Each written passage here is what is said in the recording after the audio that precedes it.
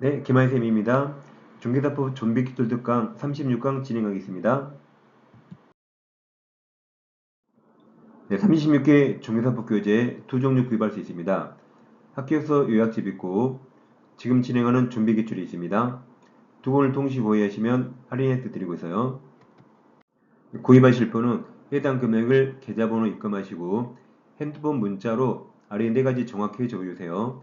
합격자 성명 적어주시고 핸드폰 번호, 도로명 주소, 교재명도 아래 셋 중에 하나 적어주세요. 그리고 일단 합격서 강의 이론 강의 들으시고 교재 읽어보시고 이 기출문제로 확인하시면 훨씬 더 효율적으로 공부할 수 있습니다.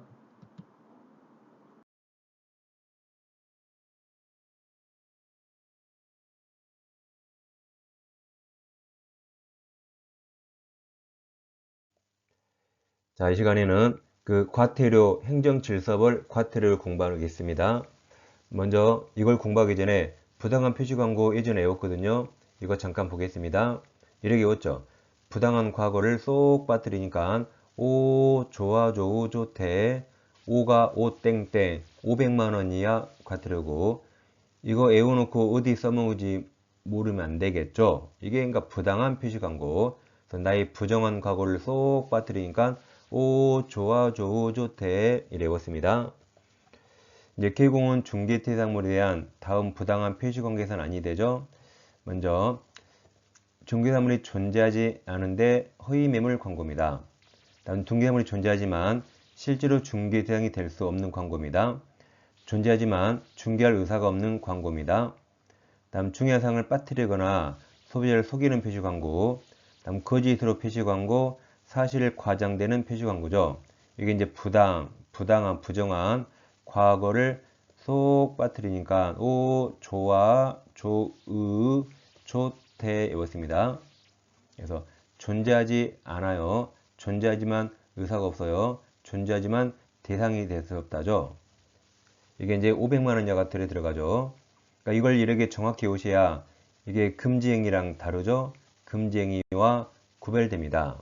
그리고 이 부당한 표시 광고는 거래일소 교란행위에 해당하지 않습니다. 정확히 오셔야 돼요. 중개사법의 과태료는 500만 원 이하와 100만 원 이하 두 가지입니다. 500만 원 이하 이렇게 올 겁니다.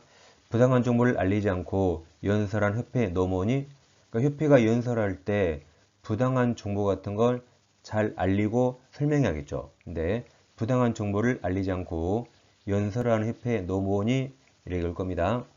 1번이 아까 부당한 표시 광고죠. 아까 외웠던 겁니다. 다음 거래정보 사업자 나오고 여기 협회 공인중개사 협회에 나오고 과태료 물어보면 무조건 다 500만 원 밖에 없습니다. 3번 중개의뢰인에게 본인이 중개보조인이라는 사실을 미리 알려야 되는데 알리지 아니한 사람과 그가 소속된 계공입니다. 다만 계공은 면책 규정이 있죠. 계공이사가 그 위반 행위를 방지하기 위하여 해당 업무에 관하여 상당한 주의와 감독을 게을리지 않는 경우 제외한다. 그러니까 계공은 이 면책 규정이 있죠. 계공은 상당한 주의와 감독을 했다면 과태료 받지 않습니다. 그때는 보조원만 받겠죠. 다음 연수교육을 정당한 사유 없이 받지 아니한 자. 다음 성실 정확하게 중개 대상을 확인 설명하지 않거나 설명 근거자로 제시하지 아니합니다. 확인 설명서 없어요. 확인 설명서 위반하면 업무정지 사유고 500만 원 과태료가 아닙니다.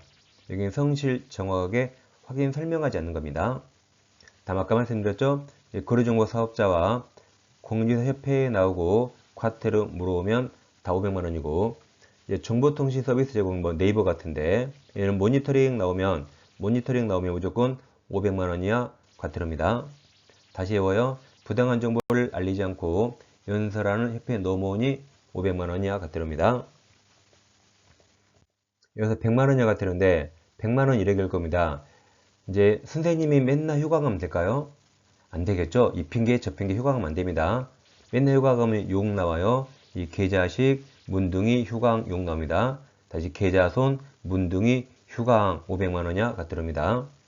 1번 중개사무소 등록증, 자격증 등 게시 의무가 있죠. 게시하지 아니한 계공이고 2호 공인중개사 자격 취소된 후 7일 이내에 공인중개사 자격증 반납하지 않거나 공인중개사 자격증을 반납할 수 없는 사유서 제출하지 아니한 자, 또 거짓으로 자격증 반납 사유서 제출한 자입니다. 아무튼 자격증 미반납. 3호 중개완성 후조 후 손해배상 책임에 관한 사항 설명하지 않거나 관계증서 사본, 관계증서 전자문서 교부하지 아니한 자입니다. 다음 4번 사무소 명칭에 공인중개사무소 부동산 중개라는 문자를 사용하지 아니한 자, 또는 5개의 광고물 성명을 표기하지 않거나 거짓으로 표기한 자. 아무튼 간판의 명칭에 문자, 글자 위반입니다. 5번 등록 취소된 후 7일 이내에 중개사무소 등록증 미반납이죠. 그러니까 이 차는 자격 취소 후 자격증 미반납, 등은 등록증 미반납. 6번 중개사무소 이전 신고하지 아니한 자, 이전 신고 며칠 이내 해야 되죠.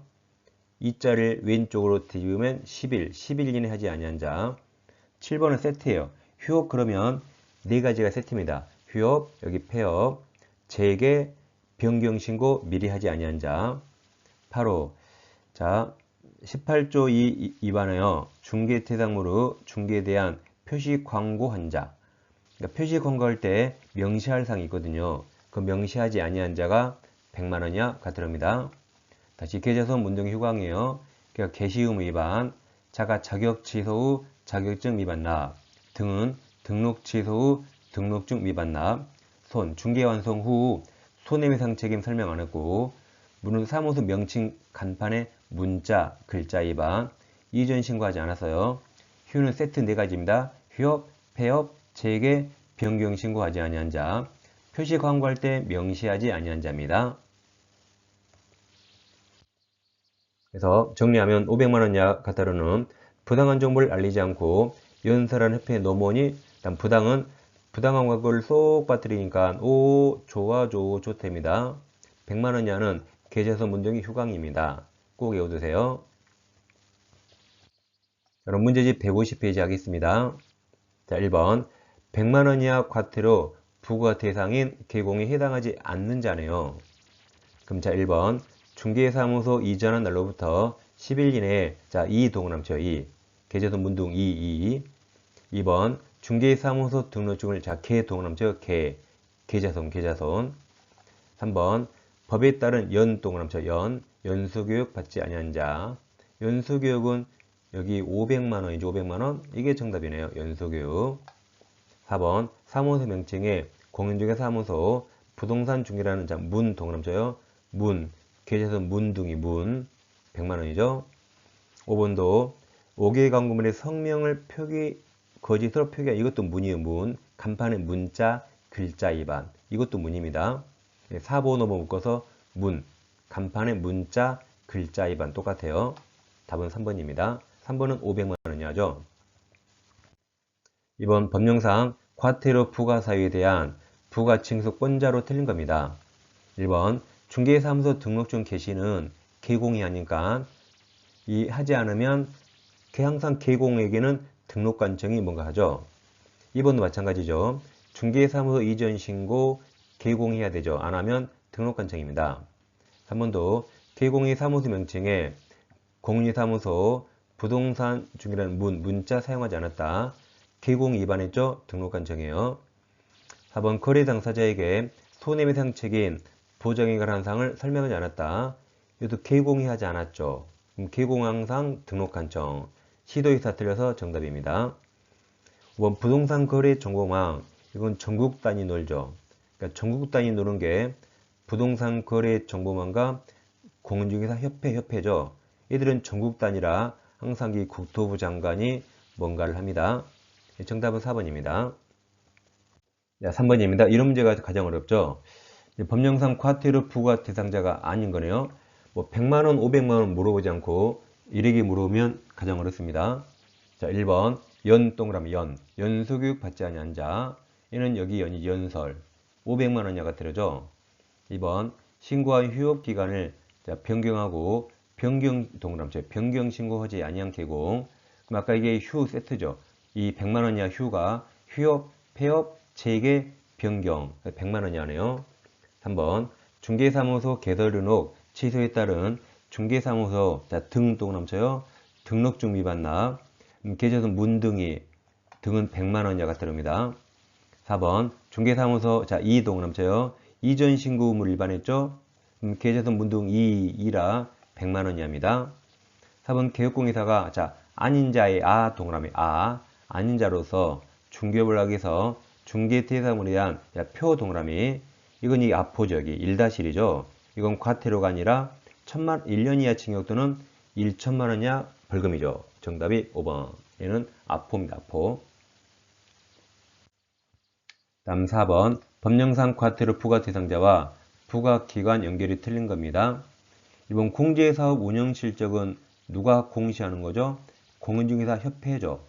그럼 협회는 전국 단위로니까 그 국토부 장관입니다. 이번도 협회에 나왔죠? 그럼 전국 단위는 항상 국토부 장관. 3번 연수교육은 누가 실시하죠? 시도이사죠. 그러니까 등록관청이 아니라 이게 시도이사죠. 휴업기간 변경 신고는 개공해야 되죠. 항상 개공은 등록관청입니다. 5번 성실 정확하게 중개대상물 확인 설명 개공해야 되죠. 안 하면 등록관청 맞아요. 정답은 3번입니다. 5번입니다. 과태료를 부과할 경우 과태료 부과 기준에서 정하는 과태료 금액이 가장 큰 거네요. 그럼 1번 공제사업은 누가 하죠? 공인중개사 협회죠.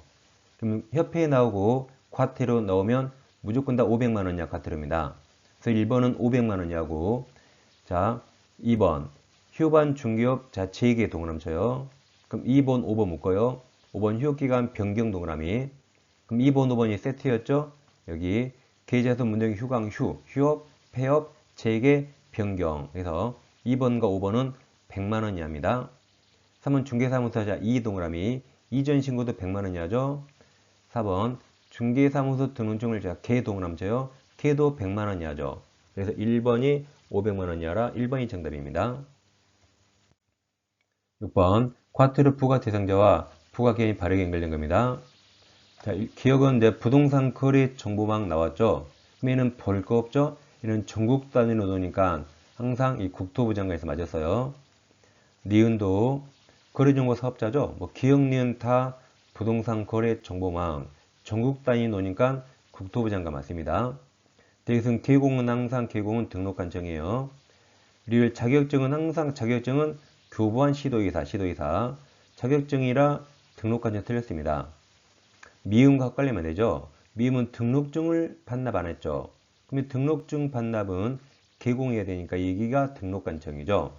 그래서 리을, 미음이 서로 바뀌었습니다. 정답은 2번입니다. 7번 개공행위 중 과태료 부과 대상이 아닌 거죠.